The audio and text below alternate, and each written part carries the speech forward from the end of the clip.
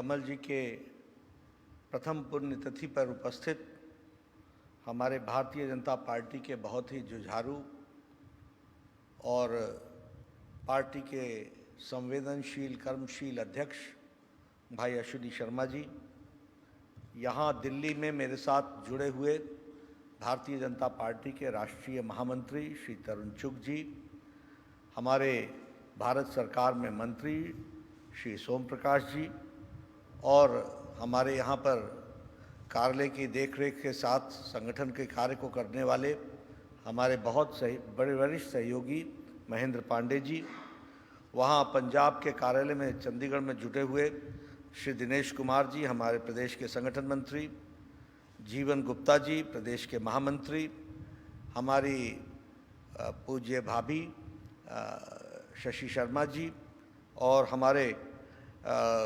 सुभाष जी प्रदेश के महामंत्री, श्वेत मलिक जी और अविनाश राय खन्ना जी, विजय सांपला जी जो वर्चुअल प्लेटफॉर्म पर हम सारे साथ जुड़े हैं, और यहाँ दिल्ली में और चंडीगढ़ में और पंजाब के विभिन्न क्षेत्र में एकत्र आए सभी हमारे पार्टी के वरिष्ठ पदाधिकारी और कार्यकर्ता बंधु।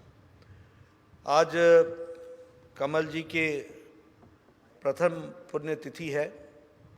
हम सब लोग उनको बहुत आदर के साथ मन से याद भी करते हैं, लेकिन साथ ही साथ विश्वास नहीं कर पाते कि हम लोगों ने एक अपना साथी, एक नौजवान साथी जिसके काम करने की उम्र थी, जिसने हम लोगों के साथ एक लंबे समय तक काम करना था, ऐसे साथी को हमने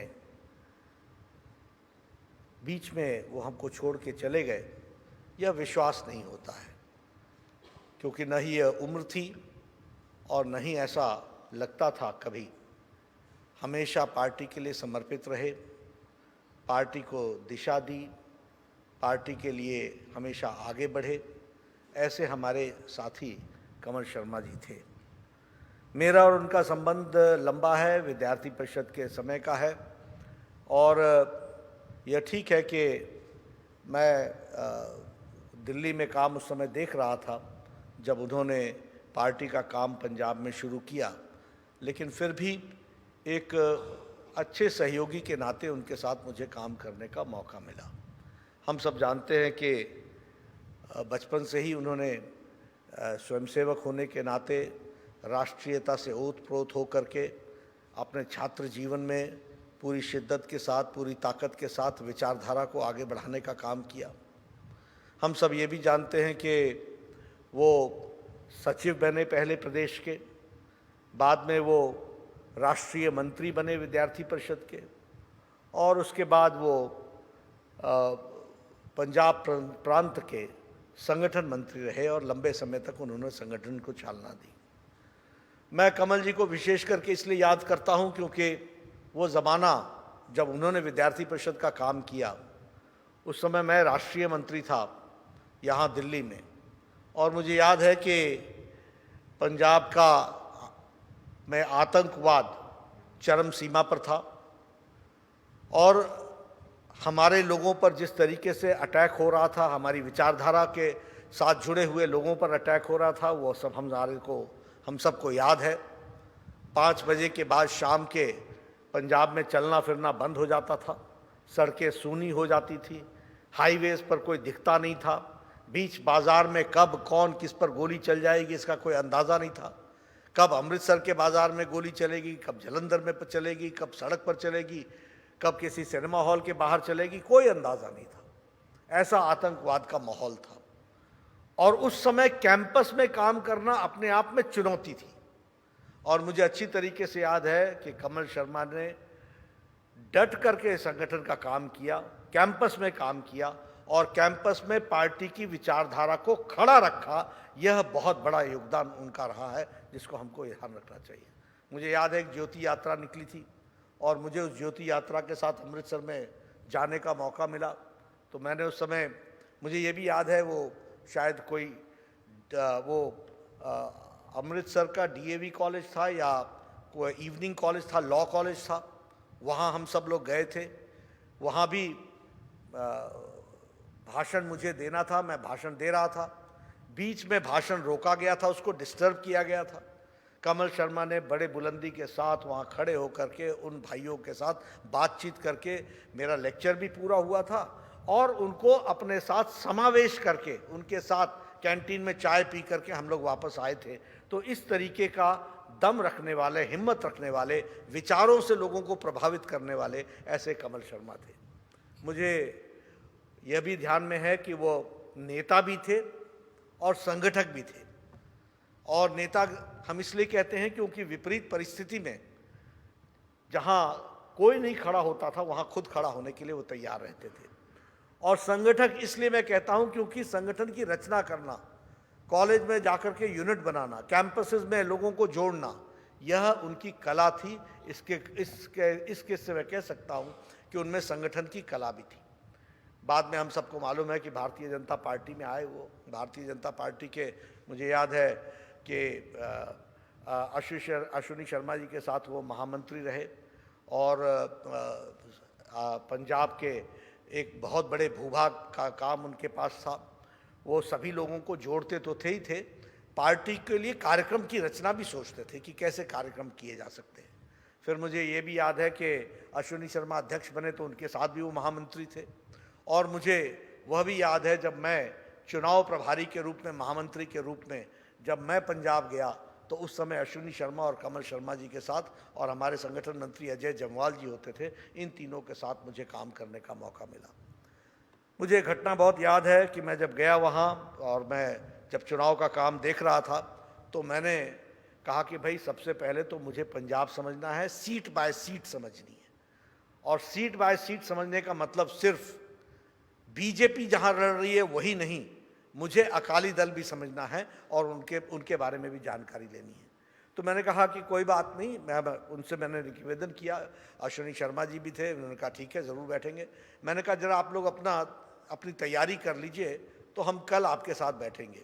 तो मुझे याद है कमल ने कहा कि कल क्यों बैठेंगे, आज ही बैठ लेते हैं। मैंने कहा आपको कुछ तैयारी करनी पड़ेगी, मैंने आपको एक बहुत बड़ा टास्क दिया है। उन्होंने कहा मेरे उंगलियों में है, अश्विनी और हम दोनों मिल करके कर लेंगे, आप शुरू कीजिए। और मुझे याद है कि हम कोई रात को 8 बजे के आसपास बैठे थे और 12:30-1 बज गए और एक एक सीट पर उस समय उन्होंने डिस्कशन की और सारी बातें रखी।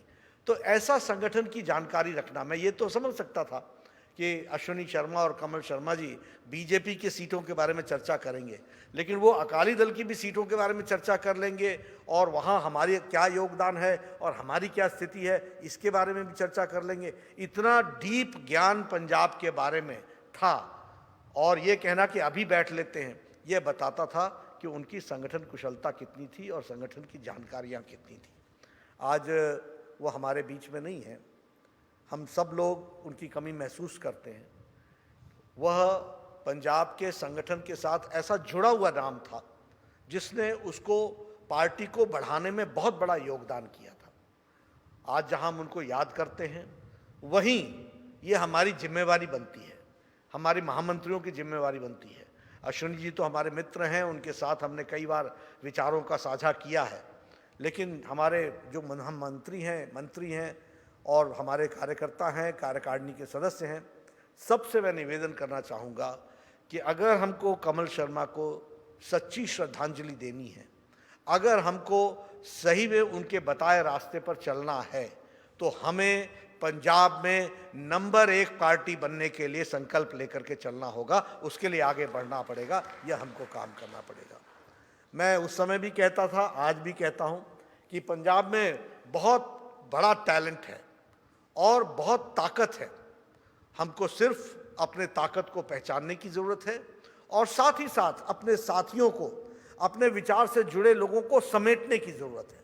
और हमें पंजाब के अंदर अपने शहर के दायरे से निकलते हुए गांव-गांव तक जाने की ज़रूरत है। लोग हमारा इंतज़ार करते हैं, लोग हमें चाहते हैं, लोग मोदी जी को चाहते हैं, लोग चाहते हैं कि भारतीय जनता पार्टी की विचारधारा पंजाब में और तीव्र गति से बढ़े। उसके बढ़ाने के वाहक हमको बनना पड़ेगा। यही कमल जी के लिए सच्ची श्रद्धांजलि होगी। अब आज जब मैं पंजाब के बारे में बातचीत कर रहा हूं तो मैं ये भी बताना चाहूँगा कि पंजाब में राजनीतिक तौर पर राजनीतिक दल किसानों को गुमराह करने की कोशिश कर रहे हैं और ये राजनीतिक कारणों से कर रहे हैं, किसान के कारण से नहीं कर रहे हैं। ये इसलिए नहीं कर रहे हैं कि उन्होंने कोई किसान का भला करना है, ये इसलिए नहीं कर रहे हैं क्योंकि पंजाब का किसान जिसने हरित क्रांति में एक बहुत बड़ा योगदान किया है उनको कोई सही रास्ता दिखाना है, नहीं, उन्हें गुमराह करते हुए अपना राजनीतिक स्वार्थ सिद्ध करना है, इसके लिए वो काम कर रहे हैं। और ऐसे में भारतीय जनता पार्टी की जिम्मेवारी विशेष हो जाती है। जहां लोग हमारे विषय को गुमराह कर रहे हों, वहां राह पर लाना, लोगों को सच्ची बात समझाना, यह भी हमारी जिम्मेवारी हो जाती है। मित्रों, हम सब जानते हैं कि बहुत लोगों ने किसान नेता होने का दावा किया। बहुत से नेता ऐसे हुए जो सारे जीवन किसान नेता के रूप में स्थापित रहे। बहुत से ऐसे लोग हुए जो किसान नेता के रूप में जाने गए। और जाने कैसे गए? क्योंकि वो किसान की बात करते रहे। लेकिन सच्चाई ये है, और ये यही नहीं, पंजाब की बात नहीं कर रहा हूं मैं, हरियाणा की बात नहीं कर रहा हूं मैं, पश्चिमी उत्तर प्रदेश की बात नहीं कर रहा हूं मैं, सारे भारत की बात कर रहा हूं कि जो लोग किसानों के नेता के नाम पर स्थापित हुए, वह किसानों के साथ लिप सर्विस करते रहे, जवान से बोलते रहे, मुंह से डिमांड उठाते रहे, लेकिन सही में किसान की तस्वीर बदले, किसान की तकदीर बदले, किसान की स्थिति बदले, इसके लिए किसी ने कुछ नहीं किया। अगर किसी ने किया है आजाद भारत में, तो भारत के प्रधानमंत्री नरेंद्र मोदी जी ने किया है। यह हम गौरव के साथ कह सकते हैं, गर्व के साथ कह सकते हैं। और फिर मैं कहूंगा, यह कहने के लिए नहीं कह रहा हूं मैं, आप बताइए, स्वामीनाथन कमीशन, ये इसकी रिपोर्ट यूपीए के समय आ गई थी कि नहीं आ गई थी? आप बताइए, सब लोगों ने स्वामीनाथन कमीशन के बारे में ये कहा था कि नहीं कहा था कि हाँ, ये दस्तावेज है, ये किसानों के बारे में सोचता है, इसके बारे में हमको कुछ ना कुछ करना चाहिए। तो करने से रोका किसने था? यूपीए की सरकार को किसने रोका था? क्यों इंतजार करना पड़ा उनको प्रधानमंत्री मोदी जी के प्रधानमंत्री बनने के लिए? और जब प्रधानमंत्री मोदी जी बने, तो फिर से जो स्वामीनाथन रिपोर्ट धूल फांक रही थी, उस स्वामीनाथन रिपोर्ट को निकाल करके, ला करके, उसकी रिकमेंडेशंस को मानने का भी काम किया, और लागत का 1.5 गुना देने का निर्णय नरेंद्र मोदी जी की सरकार ने किया है। इस बात को ध्यान में रखना चाहिए, ये काम उन्होंने किया है। और उस समय भूरी भूरी प्रशंसा सबने की, सबने कहा कि पहले प्रधानमंत्री हैं जिन्होंने इस काम को करके दिया है।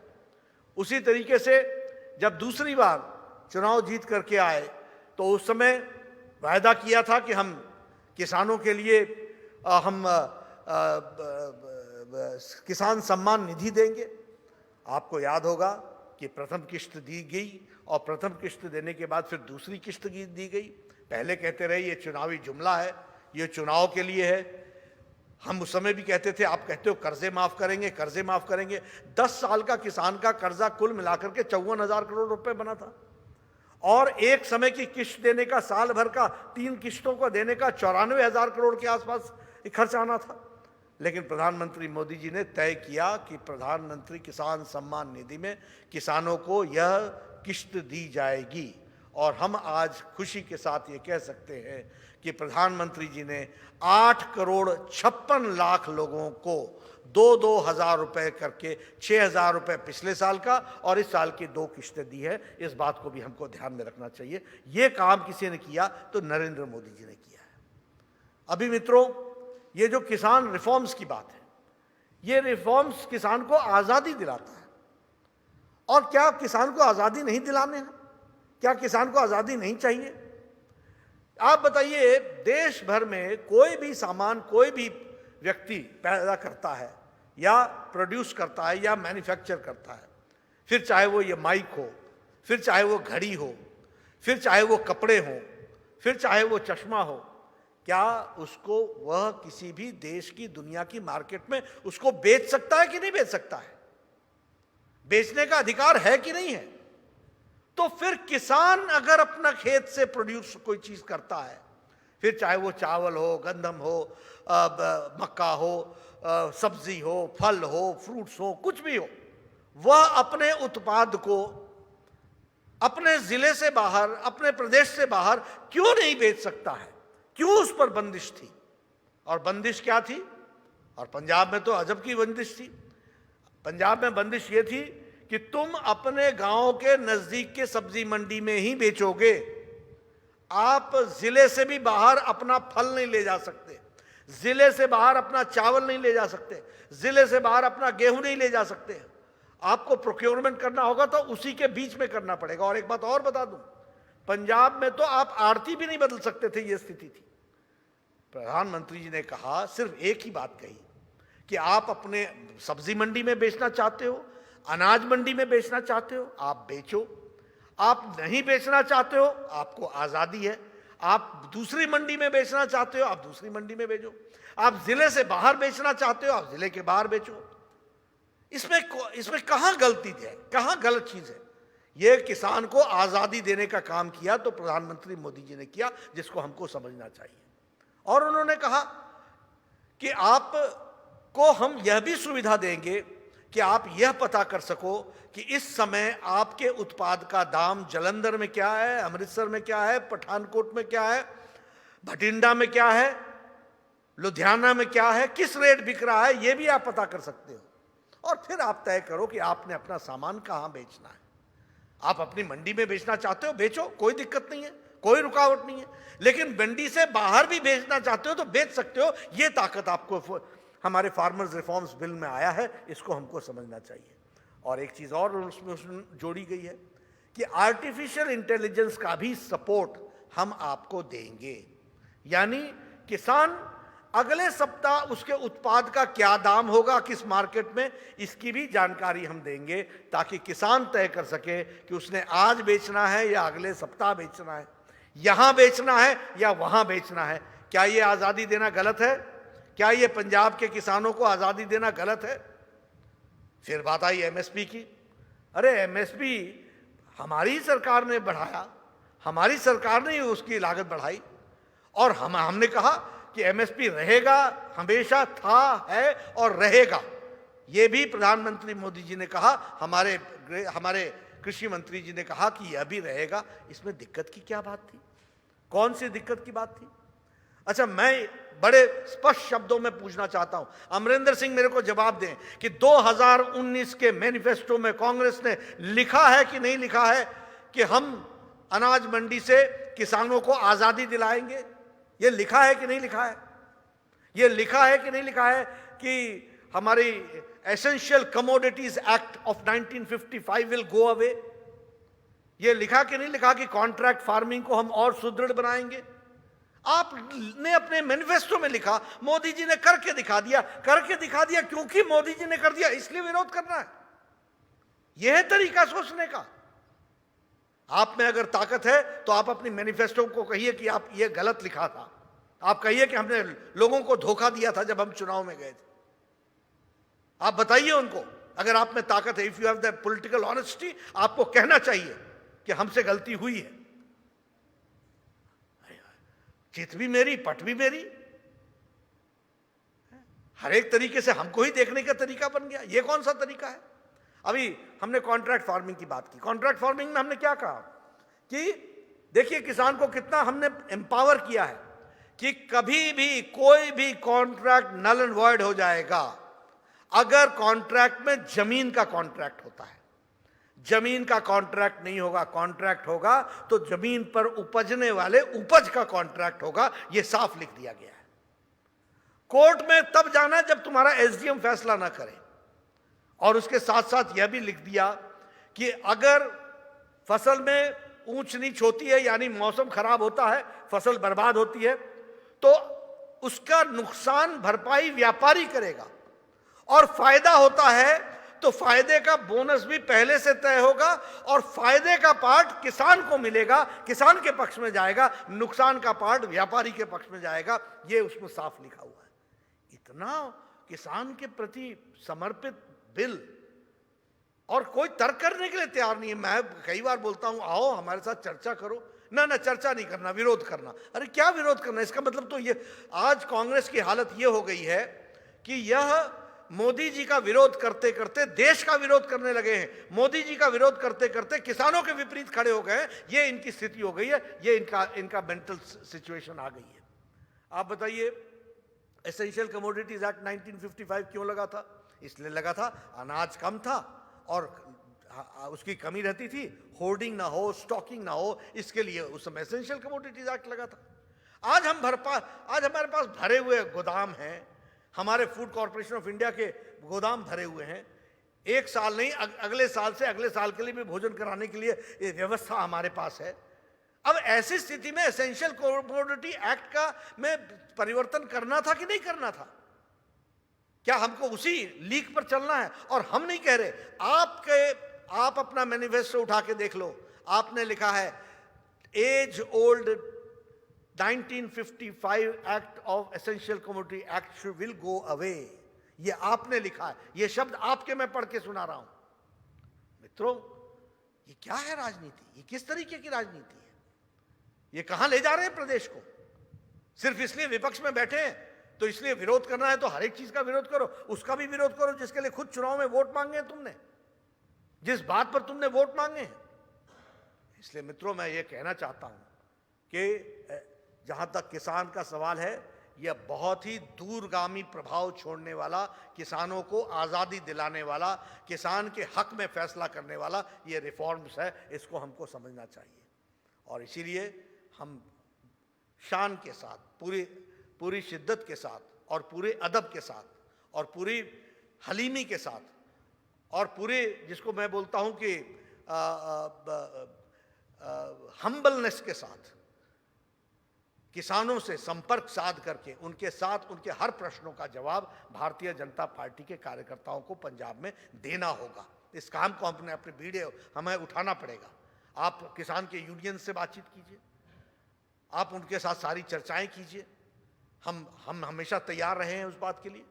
आपसे मैं निवेदन करना चाहूँगा, अश्विनी शर्मा ने अच्छा काम लिया, मुझे मालूम है कि अश्विनी शर्मा जी को भी दिक्कत रही, लेकिन एक बात मैं हमेशा कहना चाहूँगा, जब भी मैंने कुछ कहा है अश्विनी शर्मा जी ने हमेशा उसको पूरा किया है और पार्टी को पूरी ताकत लगा करके उसको पूरा कराने में लगाए हैं। सब लोग लगे हुए हैं। तरुण चुग जी के साथ मेरी दिन प्रतिदिन बातचीत होती रहती है। सोम प्रकाश जी तो मेरे को छोड़ते ही नहीं है, हर दिन एक मैसेज होता है, Som Prakash wants to talk to मी।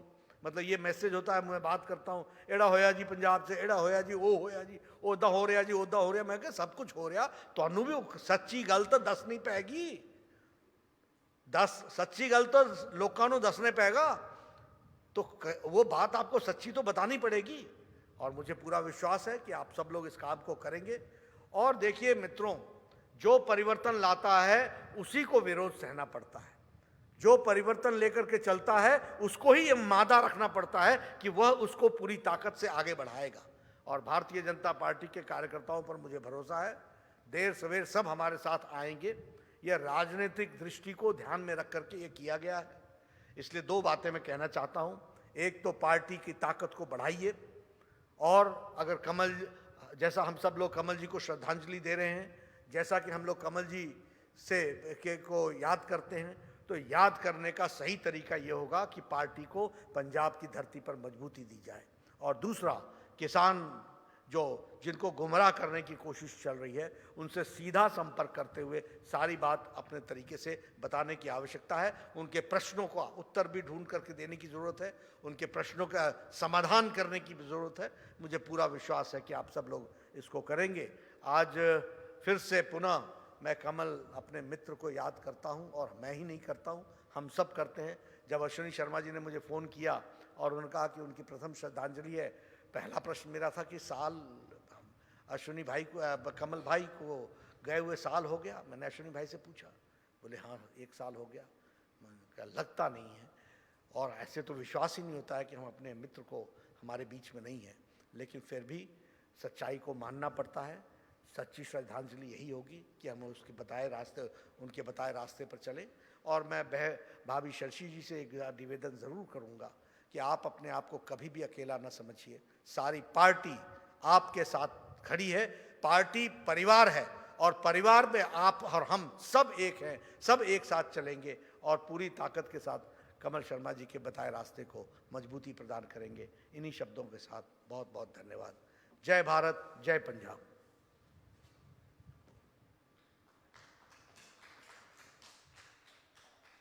ਅਸੀਂ बहुत ही ओजस्वी वक्तव्य